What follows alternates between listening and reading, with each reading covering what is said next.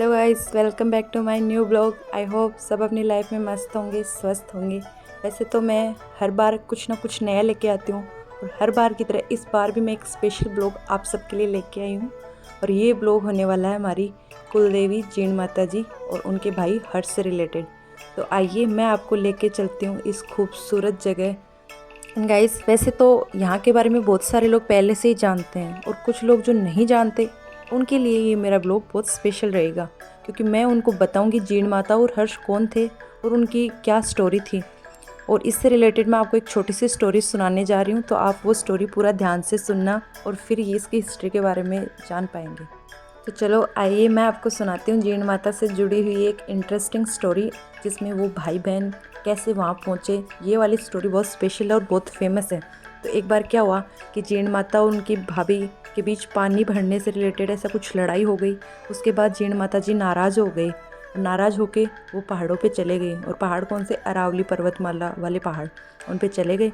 जब बात ये पता चली हर्ष को कि जीण माता आज घर नहीं आई, तो फिर वो चले बहन को मनाने चाहता हूँ। वो बहन को मनाने आए, जीण माता जी उनसे मने नहीं। फिर उसके बाद क्या हुआ कि हर्ष बोले कि चल तू भी तपस्या कर ले, मैं भी करूँगा, मैं भी नहीं जाऊँगा।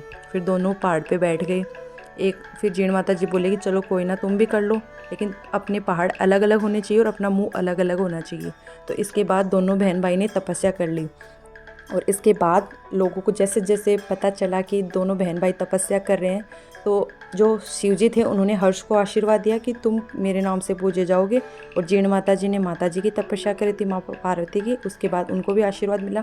इसके बाद से ये अमर हो गए और लोगों की मान्यता है कि यहाँ पे अपने बच्चों का जो जड़ूला होता है वो चढ़ाया जाता है। पहले तो यहाँ बकरे की बलि भी दी जाती थी, लेकिन टाइम के साथ ये तो बंद कर दी गई। और उसके बाद अभी तो क्या है कि जो कान होता है उसकी बलि चढ़ाते हैं। और यहाँ पे एक स्पेशल बात ये है कि यहाँ पे ऐसे साधु मिलते हैं जो इनको कन्फर्टे साधु बोलते हैं, तो वो भी यहाँ पे पाए जाते हैं।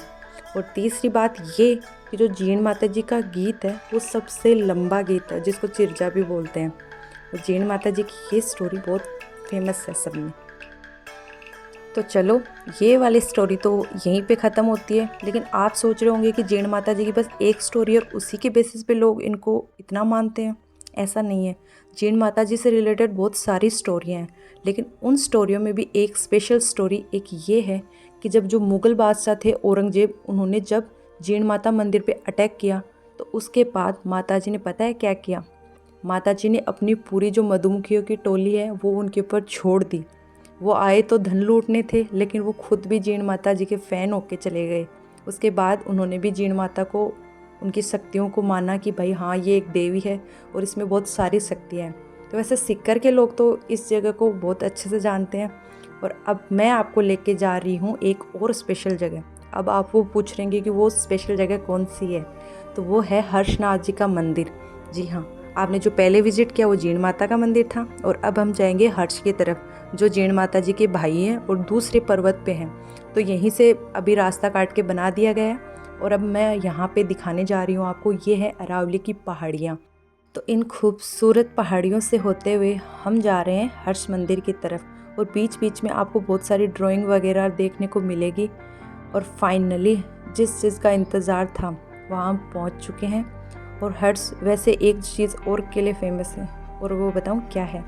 वो इसलिए क्योंकि यहाँ पे जो पवन चक्कियाँ लगाई गई है उससे यहाँ पे बिजली जनरेट की जाती है, तो उसके लिए भी एक फ़ेमस जगह है। और हमारे सीकर वालों का एक हिल स्टेशन बोल दो, वो भी हमारे पास यही है। तो हम जब भी कहीं घूमने जाना होता है तब हम यहीं पे जाते हैं। तो चलो आओ और दर्शन कर लो आप हर्षनाथ जी के। वैसे तो यहाँ पे 3 मंदिर हैं। एक जैसे ये माता जी का मंदिर हो गया, साइड में शिव जी का मंदिर है, और उसी के साइड में जस्ट भैरव जी का मंदिर है। क्योंकि ऐसा मानते हैं कि जीण माता जी के जा रहे हो, चाहे कहीं भी जा रहे हो, भैरव का मंदिर होता ही है। जैसे अगर आप जीण माता जाओगे तो वहाँ पे भी देखोगे कि काजल सिकरा नाम से एक जगह फेमस है। अभी तो वहाँ पे रोपवे की सुविधा भी लगा दी गई है, ताकि लोगों को इतनी सीढ़ियाँ चढ़नी ना पड़े। तो आप अगर जीण माता घूमने जा रहे हो तो वहाँ पे काजल सिकरा भी ज़रूर जाना। उसी के पीछे आप हर्ष भी घूम सकते हैं, और उसी से थोड़ा सा दूर जाएंगे तो वहीं पे खाटू श्याम जी भी मिल जाएगा। तो एक ही जगह पर हम इतना सारा कवर कर सकते हैं। और इतना ही नहीं, इसके साथ ही है हमारे यहाँ नमक बनाने वाली झील। जी हाँ, रेवासा झील। और रेवासा झील में इतनी सुंदर पिक्स मिलेंगी आपको, तो आप वो भी विजिट कर सकते हो। और पहाड़ का नज़ारा तो आप देख ही पा रहे हो। अभी तो चलो ये बारिश का सीज़न नहीं है, अगर आप बारिश के टाइम पे जाओगे तो ये जगह आपको और ही खूबसूरत नज़र आएगी। अभी तो इतनी धूप है, इतनी गर्मी है, तो उसके अकॉर्डिंग थोड़ा कैमरे की क्वालिटी भी डाउन है। और ये वाला मंदिर आप देख पा रहे हो, ये मंदिर बहुत पुराना मंदिर है और यहाँ पे तो एकदम पॉजिटिव वाइब है। और ये वाला देख पा रहे हो कि ये एकदम गुफा के अंदर बनाया गया है। आप जब यहाँ जाओगे तो आप दर्शन करते हुए गुफा के अंदर से निकलोगे और यहाँ पे आप मन्नत के लिए नारियल बांध सकते हो, जब मन्नत पूरी हो जाए तब आप इसको ले। और यहाँ पे देख पा रहे हो कि आप अगर नॉन सीज़न के टाइम पे भी जा रहे हो तो भी मंदिर में इतनी ही भीड़ मिलेगी। अगर आप नवरात्रों के टाइम जाओगे तो यहाँ पे दर्शन कर पाना मुश्किल है।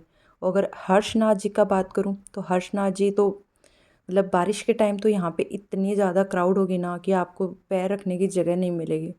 और उसके अलावा तो आप नॉन सीज़न पे जाओगे तो अच्छा है कि वहाँ आप आराम से दर्शन कर सकते हो। और ये वाली स्टोरी तो आपने पता ही है कि यहाँ पे ये मंदिर टूटे हुए क्यों हैं। गाइस आप सामने देख पा रहे हो कि ये जो मंदिर पे ये साइड में जो मूर्तियाँ पड़ी हुई टूट रखी है, ये किसने तोड़ी? ये मोस्टली जो मुग़ल बादशाह थे उन्होंने जो हिंदू मंदिर थे उनको तोड़ा। मुझे तो आज तक समझ में नहीं आया कि मंदिर तोड़ने, मस्जिद तोड़ने से क्या ही फ़ायदा मिलेगा। जो जिस धर्म को मानता है वो उस धर्म को माने और खुश रहे अपनी लाइफ में। बस बाकी यही है। और बाकी ये एक रिलेटेड और है कि आप जहाँ भी पहाड़ों में जाते हैं सब अपना एक घर बना के ही आते हैं। ये एक मान्यता ये भी होती है कि हम पहाड़ों में कोई पवित्र जगह है वहाँ घर बनाते हैं तो उसके अकॉर्डिंग फिर अपना घर भी आराम से बना हुआ बसा हुआ रहता है।